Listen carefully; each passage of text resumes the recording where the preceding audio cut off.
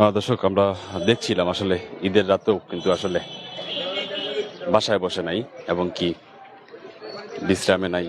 যে মানুষগুলো আসলে মানুষের কথা চিন্তা করে, সেই মানুষগুলোর ভিতরে অন্যতম ফাহিমা হাত কুমকুম, মহিলা দলের মহানগরের সাধারণ সম্পাদক। আমরা দেখেছি ঈদের যে সময়টায় আমরা দেখেছিলাম যেমন তারা অসহায় দুস্থ মানুষকে দিয়েছিলেন ঈদের কাপড় এবং কি উপহার। তার পাশাপাশি বলে রাখি যেমন দেখেছিলাম যেমন মানুষকে দিয়েছে খাদ্য। সবসময় মানুষের পাশে যে মানুষটা কাজ করে অন্যতম ফাহিমা হাত কুমকুম। আমরা দেখছিলাম একটু আগে কিন্তু আসলে দেখি উনি হঠাৎ সিএনজিতে নামতেছে। সেই মানুষগুলাই কিন্তু আসলে হতদরিদ্র মানুষের, আমরা সেই দৃশ্যটাই দেখানোর চেষ্টা করতেছি। পাশাপাশি বলে রাখি যে চিত্রটি দেখা যায় সব সময়, আমরা দেখছিলাম সবার সাথে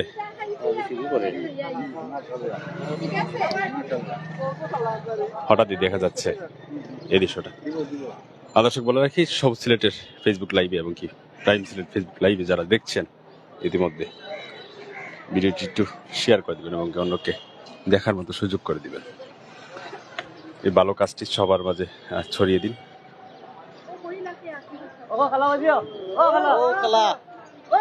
এরা দুইটা বোন সবসময় মানুষের নিয়ে কাজ করে এবং কি মানুষকে পাশে থাকে এবং কি মানুষকে নিয়ে সবসময় চিন্তাধারা করে। এই মানুষটি আসলে যদি পরিচয় দিতে যাই, যেমন জুলাই আগস্টের একজন সক্রিয়ভাবে অভিভাবক বলেন, সহকর্মী বলেন, যেটিই বলেন, একজন বলতে হবে। গুলিবিদ্ধ হয়েছেন, অনেক নির্যাতনের শিকার হয়েছেন, তারপরও রাজপথ ছেড়ে যান নাই।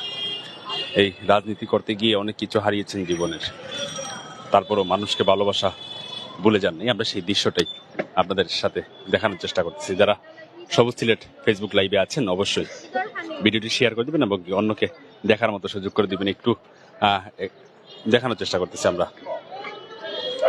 যারা যারা এই মুহূর্তে লাইভে যুক্ত আছেন অবশ্যই ভিডিওটি শেয়ার করে দিবেন।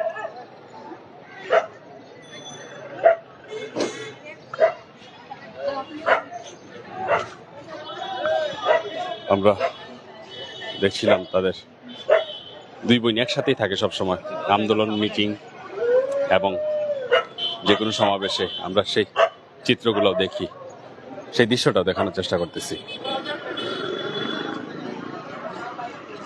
যারা দেখছেন এই মুহূর্তে আর যারা দেখবেন পরবর্তীতে অবশ্যই তাদের এই কাজের কেমন লাগলো সেই বিষয়টাও একটু জানিয়ে দিবেন। আমরা সেই চিত্রটিও দেখানোর চেষ্টা করতেছি। আমরা কথা বলার চেষ্টা করব। আপনারা যারা লাইভে যুক্ত আছেন অবশ্যই লাইভটি শেয়ার করে দিবেন এবং কি অন্যকে দেখার মতো সুযোগ করে দিবেন।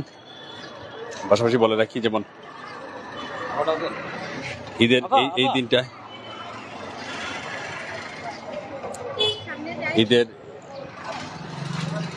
ঈদের এই দিনটাই কিন্তু আসলে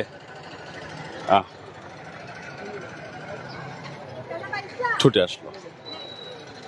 আমরা সেই চিত্রটাও দেখানোর চেষ্টা করতেছি। মানে একটি কথা শোনা যাচ্ছে, যেমন আমরাও যা খেয়েছি আপনাদের জন্য তাই এনেছি। আমরা এই মুহূর্তে আছি কিং ব্রিজের ঠিক নিচেই। আমরা দেখানোর চেষ্টা করতেছি খাবার হাতে ব্যাগে নিয়ে সবাইকে কিন্তু খাবার দেওয়ার ছুটে যাচ্ছেন।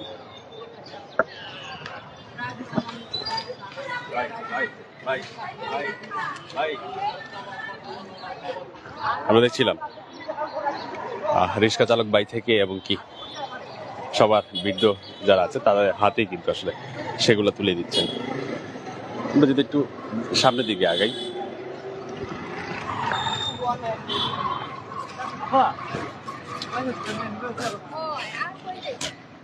আমরা সেই চিত্রটা দেখানোর চেষ্টা করতেছি।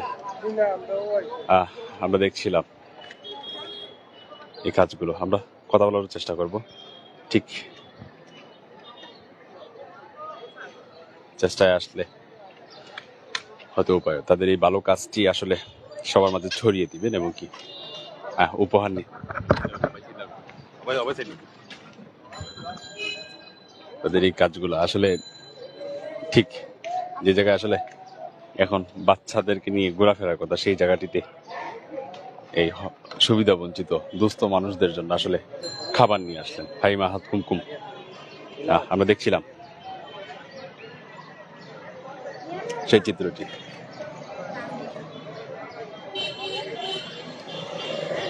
যারা আছেন যুক্ত অবশ্যই লাইভটি শেয়ার করে দিবেন এবং অন্যকে দেখার মতো সুযোগ করে দিবেন। আমরা একটু কথা বলার চেষ্টা করব,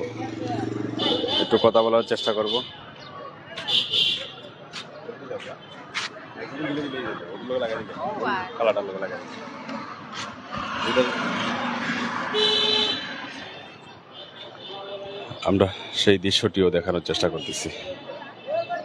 আসছিলাম চা খাইতে কিং ব্রিজের নিচে, হঠাৎ দেখলাম যেন এই মহতি একটি উদ্যোগ, ভালো লাগলো দেখে, সাথে সাথে দাঁড়িয়ে গেলাম আমরা।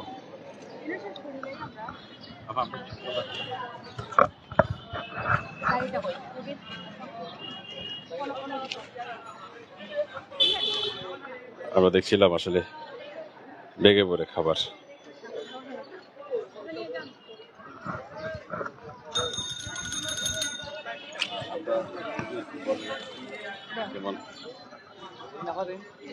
যেমন ছোট বোন আসলে খাবার দিচ্ছে সবাইকে হেঁটে হেঁটে, বড় বোনের পাশাপাশি ছোট বোন সাথে থাকে।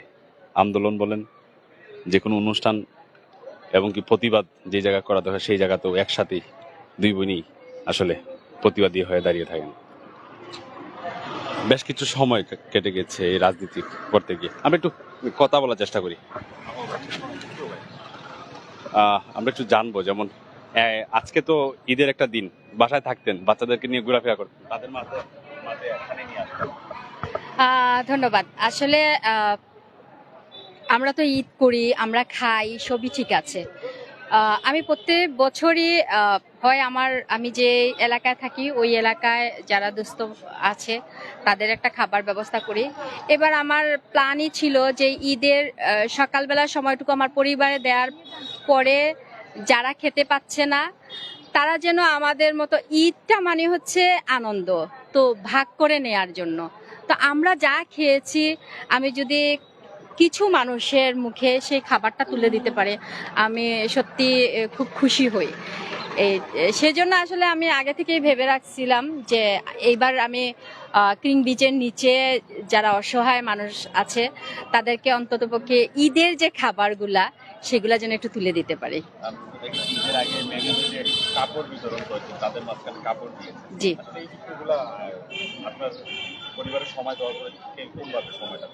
আসলে আমি সময়গুলোকে ভাগ করে নেই। আমার পরিবারকে কতটুকু সময় দিব, কতটুকু আমার রাজনীতিতে সময় দিব, কতটুকু আমার জনগণের সাথে টাচে থাকবো, সব মিলিয়ে আসলে রুটিন করা। আমি কখন আর আসলে যারা রাজনীতি করে বা সমাজ সেবা করে তাদের আসলে রুটিন মাফিক কিছু হয় না। তারপরে যথেষ্ট টাইম দেই। আমার পরিবার, আমার ফ্যামিলি সবাই মিলেই কিন্তু আমরা এই পথেরই পথিক।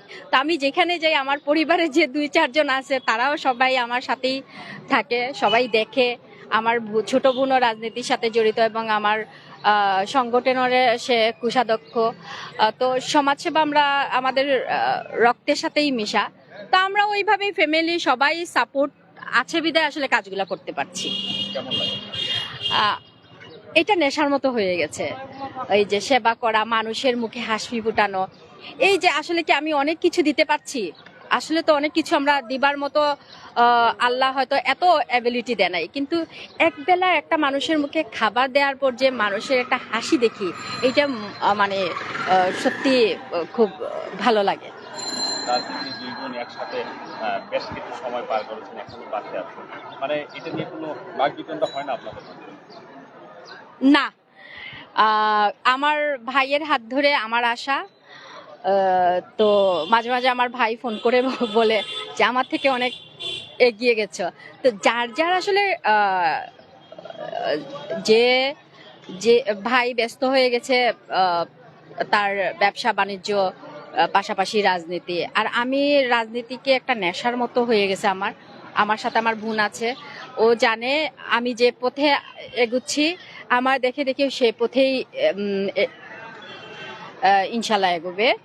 আমাদের মধ্যে কোনো ধরনের কোনো ইয়ে নাই, কারণ আমরা খুব পড়ি, খুব চর্চা করি বাসায় রাজনীতি কিভাবে কি করলে খুব ভালো কিছু আনা যায়। রাজনীতি মানেই যে দ্বন্দ্ব, রাজনীতি মানেই যে সহিংসতা, এগুলা থেকে বের হয়ে এসে নিজের যোগ্যতায় নিজের জায়গা এমনিতেই তৈরি করে নেবে। এই সুবিধাবঞ্চিত মানুষ এবং পথ শিশু যারা আছে তাদের জন্য আগামীতে কোনো কাজ করবেন কিনা, এবং তাদেরকে নিয়ে কি চিন্তাধারা আছে? আমার অনেকগুলো প্ল্যান আছে। তো প্ল্যান আসলে সবসময় বলতে হয় না, কারণ প্ল্যান আবার চুরি হয়ে যায়। তো ইনশাল্লাহ আমি চাই ওদের জন্য কিছু করতে, এবং এমন কিছু করতে চাই যেটা যেন অন্ততপক্ষে এই যে তারা একটা ভিক্ষাকে তারা পেশা হিসেবে নিয়ে নিচ্ছে, সেইটা থেকে যেন বের হয়ে তাদের মাথায় ওইভাবে দিতে হবে যে এইটা ভালো কাজ করছি না আমরা, ওইটা থেকে বের করে তাদেরকে আসলে একটা এমন একটা প্ল্যাটফর্মে নিয়ে আসতে হবে যেন শিক্ষার পাশাপাশি তাদের জন্য কর্মসংস্থানের ব্যবস্থা হয় এবং ভালো জীবনযাপন করতে পারে। এই যে রাস্তায় শুয়ে বসে ভিক্ষা, এই জিনিস থেকে ওদেরকে বের করে নিয়ে আসতে হবে। সেটার জন্য আমি বলবো আমাদের যারা বিত্তবান আছে তাদেরও ইয়ে আছে, এবং আমাদের তো মন্ত্রী আছে 2 জন, তাদেরকেও আহ্বান জানাবো যে এই যে ভিক্ষাবৃত্তি, এরা বিভিন্ন ক্রাইমের সাথে জড়িত হচ্ছে, এই জিনিসগুলা থেকে বের হতে হলে না এদের গার্ডিয়ানদেরকে খুঁজে বের করা দরকার।